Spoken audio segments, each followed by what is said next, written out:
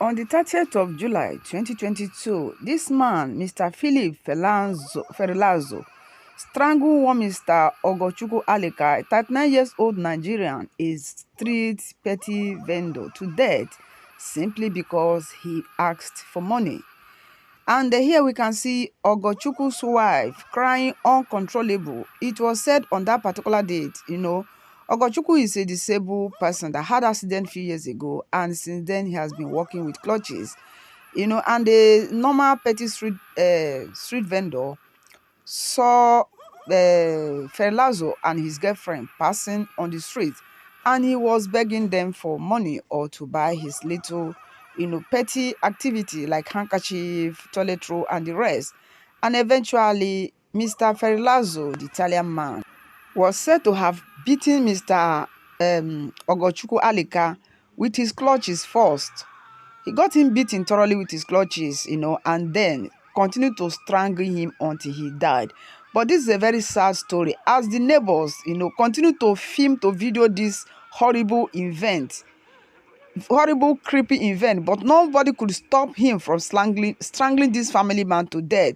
Firstly, he's a disabled person that works with clutches. So if this man is in his real full strength, there's no way somebody could strangle him to death. Once one single person could strangle him to death like that.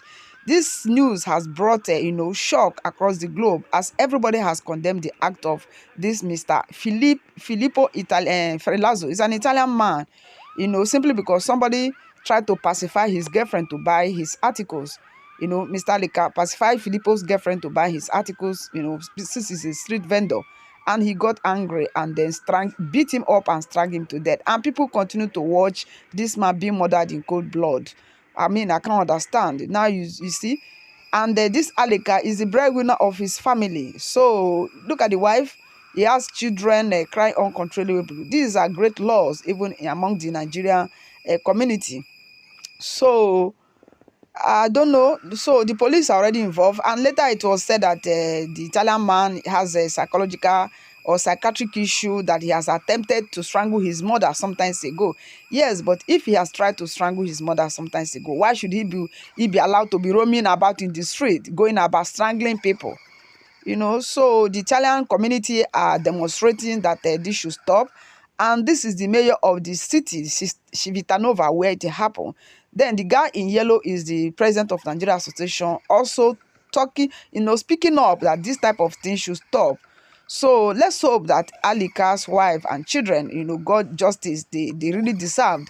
But mind you, the dead is already dead, and nothing can be done. So this is the mayor. He's trying to say that they try to see how they will help the family of Alika.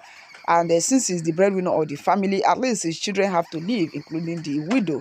So people have continued to drop flowers at the scene of his death. Honestly, this should have avoided. People continue to film somebody strangling somebody in cold blood, So we hope. Honestly, it's so sad, so sad. It's not even a good video to show. I can't put up that video here, otherwise I will receive community strike. It's a very graphic content. You can't even watch it. Strangling somebody in broad daylight and people filming. That's the most painful part of it. All walk of life have condemned this act. It's a very horrible act.